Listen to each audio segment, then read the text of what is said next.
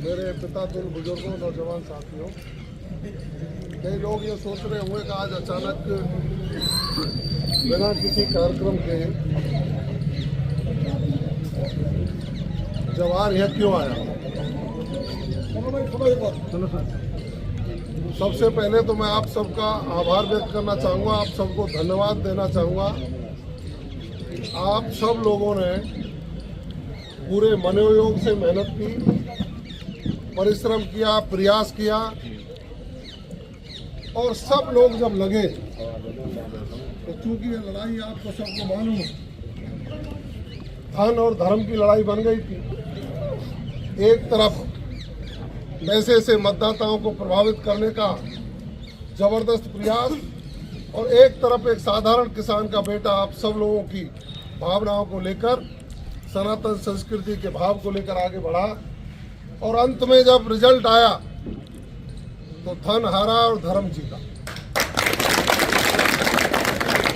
निश्चित रूप से आप सब लोगों का कृतज्ञ हूं और जो मैंने विधानसभा चुनाव के दौरान प्रचार में जो बातें उस समय कही थी, मैं निश्चित रूप से आप सबको कहता हूं कि मैं आपका नेता नहीं, आपका बेटा हूं, बेटा बन के ही सेवा करूं।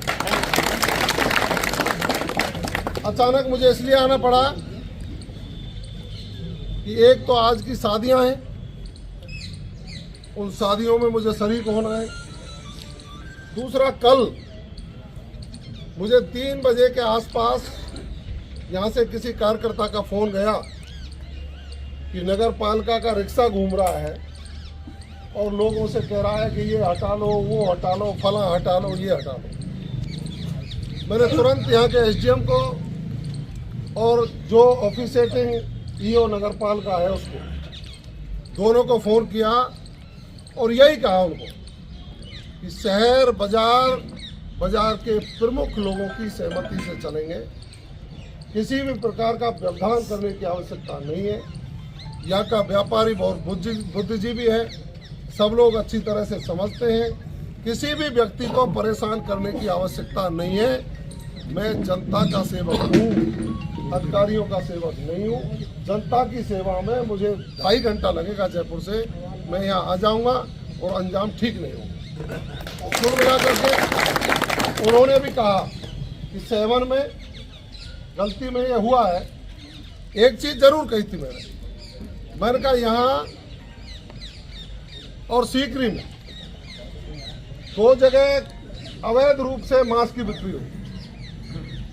जो अवैध रूप से मांस की बिक्री होती है वो गुंडे मवाली खड़े होते हैं, किसी भी जाति धर्म किसी भी समाज के हों। अवैध काम बंद हो, उसके लिए उन्होंने नोटिस भी जारी किए हैं और हम और आप भी समझते हैं कि कम से कम कोई चीज़ हो तो वो वैध हो, अवैध कोई हो नहीं, और जो जिससे लोग परेशान होते हो वो चीज़ें कतई नहीं होनी चाहिए। ये हमने कहा है, आगे भी कहेंगे और आप सब लोगों से आग्रह करूंगा, आपको कोई भी बात ऐसी लगे जो समाज विरोधी हो, जो यहाँ शांति भंग करने की अंदेशा हो या व्यक्तिगत नुकसान पहुँचने का कोई अंदेशा हो, तो मेरे को सूचित जरूर करें। सूचित करेंगे तो उसका सही समय पर समाधान हम और आप सब मिलकर निकालेंगे। मैंने कल एक वीडियो भी सुना, जहाँ से जो विधायक रहे वो कोई ओछी बात लैंग्वेज का उपयोग कर रहे। लोग तो समझ रहे थे वो खुद ही कह रहा था कि मैं विदेश का पढ़ा हुआ हूँ। उनको पता नहीं है यहाँ विदेशियों को यहाँ से भारतवासियों ने कैसे भगाया था। उनको ध्यान होना चाहिए और अपनी जगह जवान पर मैं कहता हूँ उनसे, जवान को थोड़ा सा संभालेंगे तो ठीक रहेगा। असंसदीय भाषा का प्रयोग होगा तो उसी भाषा में जवाब देने के लिए सारे लोग तैयार हैं। कोई सहन करने वाला नहीं है। राजनीति में चुनाव होता है, चुनाव में मुद्दों के ऊपर चुनाव लड़ा जाता है, अपने अपने मुद्दों की बात हर व्यक्ति करता है। चुनाव की हार की बौखलाहट के बाद किसी गांव में जाकर जिस तरह के शब्दों का प्रयोग किया गया है, मैं उनकी निंदा भी करता हूं, भर्त्सना भी करता हूं। आप समझें बिगड़े नहीं, क्षेत्र के माहौल को शांतिपूर्वक बनाने में सकारात्मक सहयोग दें। हम भी देख रहे हैं कहीं कोई नादान बालक किसी तरह की कोई बात कर रहा है तो 4 आदमी जाकर के उसको समझाकर सही रास्ते पर लाने का प्रयास कर रहे हैं।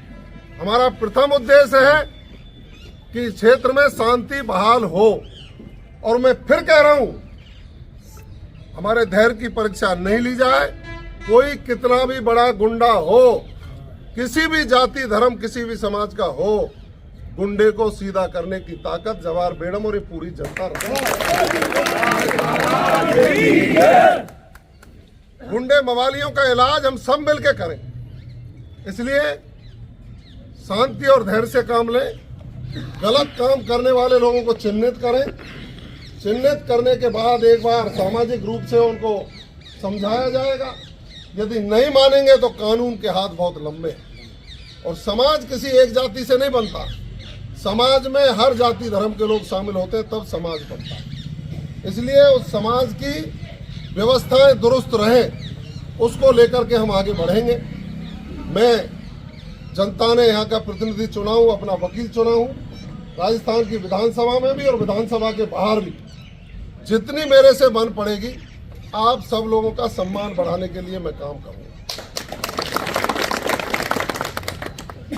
शॉर्ट नोटिस पे आप सब लोग शहर के प्रमुख और आसपास के ग्रामीणों से जो क्षेत्रों से जो पधारे, मैं उनका हृदय से आभार भी व्यक्त करना चाहता हूँ, धन्यवाद ज्ञापित करना चाहता हूँ। ऐसे ही हमेशा प्यार बनाए रखें। और कुछ दिनों बाद विधिवत रूप से पूरे बाजार में हम धन्यवाद देने के लिए निकलेंगे। हम इस जनता के चरण छूने के लिए निकलेंगे जिस जनता ने हमारे ऊपर आशीर्वाद दिया है। उस समय आप सबको याद करेंगे। आप सब भी हमारे साथ रहना। नगर की जनता ने पहली बार दोनों कस्बों में जिस तरह का मतदान हुआ, ग्रामीण जनता भी आपकी तारीफ कर रही है। गांवों के प्रमुख लोग भी आपका धन्यवाद ज्ञापित करने के लिए उस दिन आएंगे। आपने बहुत शानदार काम किया है, शानदार काम किया है, तो शानदार ही आपका सम्मान भी हम सब लोग रखेंगे। आप निश्चिंत रहें।